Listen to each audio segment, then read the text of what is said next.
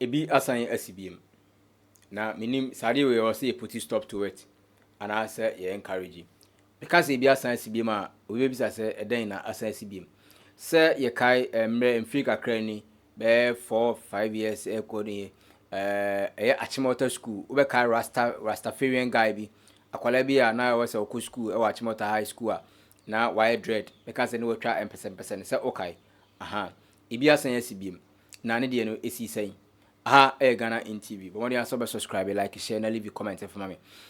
Because be a sense be ma mama twe wadwen em fa nko sa ko yi utiri ko twa utiri ko yi utiri ko twa utiri na yi utiri mi na twa utiri mi ne sa de no ase ya doso e wo my Ghana mu but no me hu ni say ase ba bi a yi utiri no em fa nso anso papa bia emere yen enso eno ana e koso mi nim say abeto enuma na ye ka na ye bia they say ni dia be pie Ghana ni say wo do ba ko school a na say ni ti fine we address ni ti ho a eye but say bia oye oba na ni ti bonzo bi wakola bi wo ma ye wo ne frɛ ne nkwala bere ya bo ni ti aye ni ti saa ma ni ti nwa dos no de anyini obewie GHS pepepe a obekɔ SHS no na ye say upewu isumu awiamu isumu de enyu e wo say uyi usa utiri minute gu na ye say saa bra na do utiri minute boy from nkwala bere mi na bedu na ye nkwase asem e wo say utwa tugu nyesa school di school unya bi no akɔ ai enu bi na me de koye Achimota high school guy ya na wa ye rasta yi ono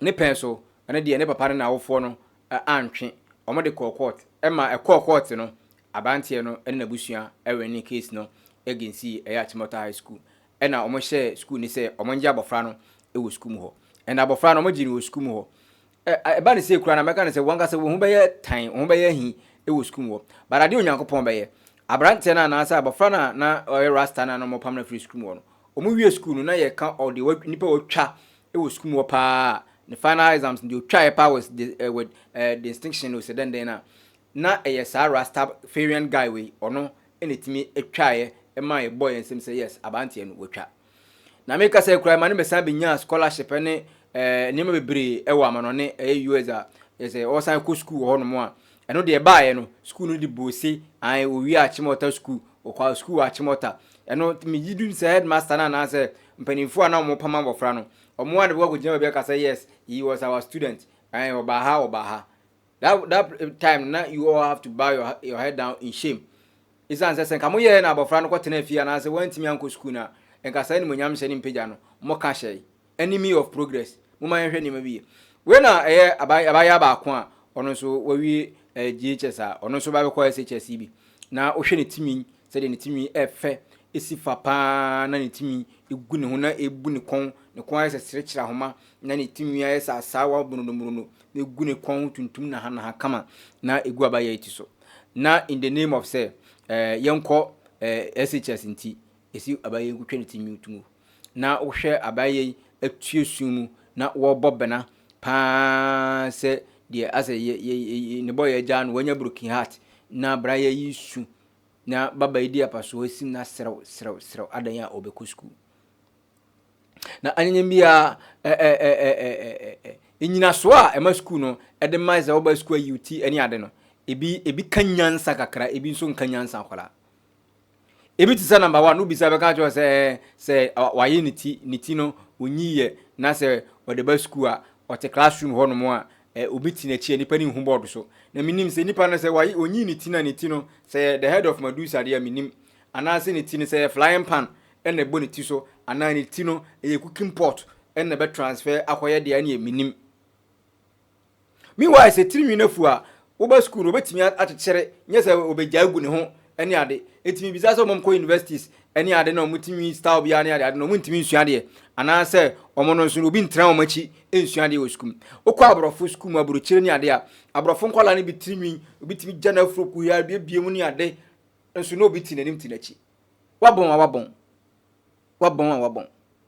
ena mama yense ade we nsom e batirimi asacha tirimi nyankopon onye kurase ni o nyankopon onye John what you say onim de tirimi ni ye we tiri so eti na obo tirimi de gu ye tiri so se ne kanyame wo ha no ho ana se nka obo nipa no nka wo ha no ho madwi emfu nipa tiri so ko baye ni tiri obi ya tiri ho sapato na nke de aba wiase but wa ma ya nya sapato wo ma tirimi eba nipa tiri so endu bisa science for meka kire wo the infrastructure anase the benefit enwi no egwo edimatiri no obeka kire wo enso ze se de se utimi afu anase why utimi style bi agina so a na se wo ko school mpe e wo se ye pamo ekoya de beduru se so obeka ya ye papa prophet doctor nation Ogyaba ai abofra bi kopie na asoro ho no nso dreader according to source no na jere sa abrante no anasa abofra no ye wo no na ntimi no etwa mpese dada ema Ogyaba kan se ye ntwa ntimi no anwu a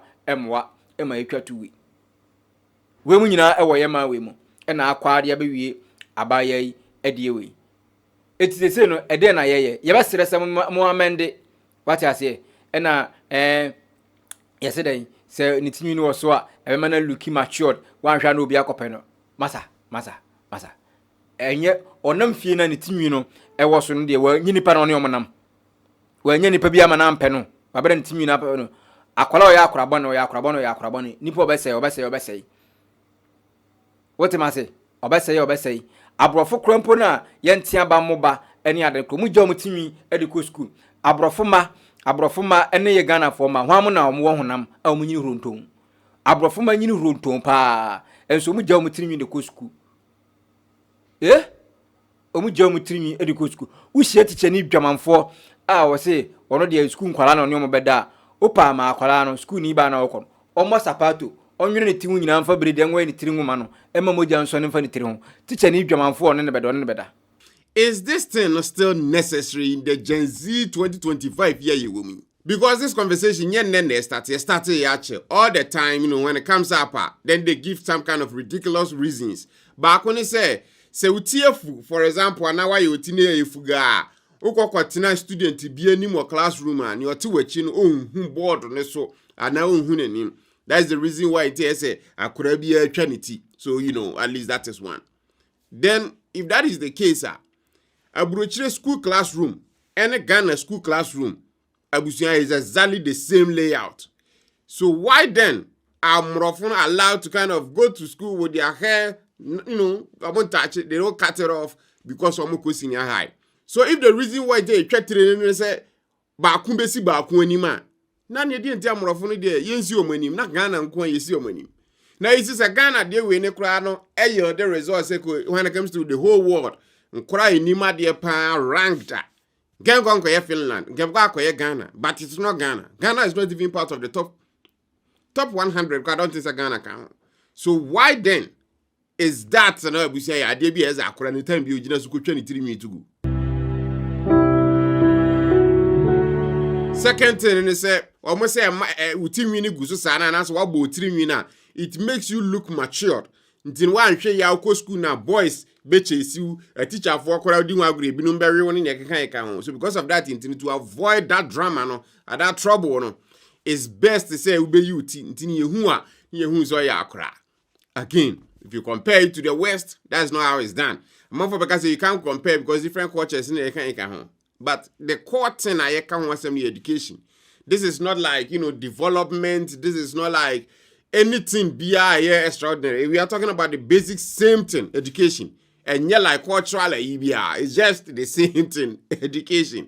So if on the other side of the spectrum, no, they are allowed to do that, they are, they are allowed to kind of go to school with more helpful, they like that style. And then when it comes to Kurum Ghana, yeah, then it becomes you have to cut it and yes, who's the team you will be better or stay baby. Is that really the case? You'll be better coffee. Okay, me why? Third reason is so team you need sana to properly keep it, time biano, ebema watch for example, so ko school be a team ya basa. Afe na ube nunu, afe na uba bet twist, ube ball, it's it's kind of unnecessary cost as a student.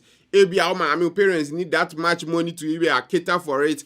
And then was a student room to me for a team who by heart in school. So, to keep it, maintained, you have to, it will take time away from the time already now winning. Because when you mamping for more hair salon, some of them stay there for, hours and hours just to get their hair fixed.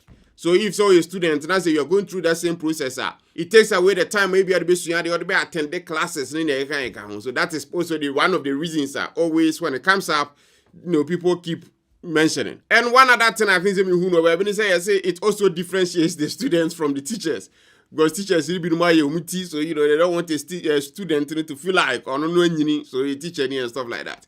And then 15, and is discipline thing. Because when the military, for example, will be all enter into the military be an MOUT. I don't know about my memory. I know say you be more UT, or more a whole different thing altogether. But when it comes to education, the discipline doesn't really lies in the hair. Last couple of years ago, at Chimote School, Rastafarian kid your call way, yes, yeah, my name because this was Trinity, and then they were citing like, that is their religion. You can't say ordinary religion, and that will be an infringement and stuff like that. So, they eventually that case ended up in court. The school kid actually won the case, attended at Chimote, passed with serious extension, and then now graduate school outside at Chimote were proud. Yeah. But initially, our school they say omontia say money for the team number. So again, 3 me a year chance on your school. Is it necessary in this Gen Z 2025 year? Because in my opinion, I don't think it matters. It's all about learning. 3 me idea be if this I could bit make you poor fine. I get it. It simplifies stuff because some of the reasons I made some are legit. Because taking care of your hair, and sometimes it takes time. We'll be on our natural hair. Because any 10 minutes here, thing. Unless all the time, you like cream, stuff, the form, hair products, and all that costs money. So if your parents can't do that, then it becomes one year because they don't need to book a boy, and then so I'm more legit reasons. But again, when it comes to the core idea, which is learning, schooling, education. Really, that still says so you by force necessary? Because if you are going into the military, that I get, but schooling, come on. Private schools mostly private schools are way better than government schools, and some private schools allow the students to leave their hair. Some allow them to wear atade or more pay. All that are things be a man for years and will feel have some confidence be or no anymore and stuff like that. But Ghana, they has a prison, yes, strip you off. Idea it makes you. You get me? I don't get it. So again, I throw the question back to you. Do you think that it's necessary in the year you will mean, the Gen Z era you will mean? Is it still necessary for a student or enter school for so be unity meaning? Accra ni hwe o ye unity o su. And then Accra no who first the team you go so no who first style be o unity still na no who first just amazingly. Accra don't wait for too much. But at the end of the day, you see, you get me? Is it really necessary to kind of cut off your hair because it's a Uko school? And then this whole conversation even goes a step further. You see, back in the day, way back in the day, during slavery time, that was when the 3 year started say at least there, but when it comes to Ma. And then I think based on what I've read online, actually say. Then no muyi 3 me send a bear at least prevent lice, money trim, and also for them to look clean. That was things they were doing because of the slave trade. Years later, we are still doing the exact same thing, and sometimes idea be happening. We don't know where it came from, but we just continue it without even asking the origin of that story. So if indeed this was how this whole haircutting thing started, then are we still kind of in, mental slavery BS? And now said there is really another reason out there. Yeah, was any your teacher for money be who school from Kuala be memory be a omope or money or mother. Aye, it is 30 and your excuses. As a first nana, a one nice and abacao, but they say no, Charlie, the Nipan by Yan, but Tr0uble feel okay or be just self confidence. And no was all ye because Kuala no see any other side. And no dia co school from Nkola Berimu a JHS. Am I no all bus ISHS no. Am I chan ko bi obetwa school so benya ni munyam. What you say? The confidence I don't know. Say akwala no we yi say 3 no. The confidence level be ba from because ohun ne ho say de na otie ni biem. Eti wanya akwala na ni eden na wanya good influence. Wanya omo a like o me encourage no a ebema me can say how do you even say it? The confidence level no e won no self confidence na be ba from a ebetimi affect na disua ebetimi affect na disua because ohun ne ho say de wote ebe ne say oh I've turned to different person else especially class e bia ne namfofo a na mo ne wo school mu ene ade be hia na na utimi na ewan na utimi kama na ewan ene ade ebasa na ekele na dimina eti mo ma yehwe ne ye because school mu wona ye ba ne ade nye timi na be ma akora na hu ade ni timi afunu abon ni timi afunu aso nimade a wonimade ye fa achimota boy ne nyemfa nto ho ni timi na gu na chi a mo ye sa mo pam ne no on na de apart from ono o isa ne batch no wan na de sa ni munyama abrante ndi abre school no wan na de bia ma sa school no da amama baye ko twene ti ya ankoba no de arewo be di arewo no fe sa na ne di sua be sei na fe ni boldness ni bibia ebe kofom ye besere say GS for any penny for enhwe na sa ne ma bi wo ho no ma ye behwe na se ye firim a yenhwe na yenyi firim na emwa yen enye sa enkwala ne bi e de areho ene ade ebe mama de sua akofom aha ghanainntv de ogina chichinchim mfidie produce director ye Orage ai sana mesumidin ede na asare berma subscribe like share na leave comment for me.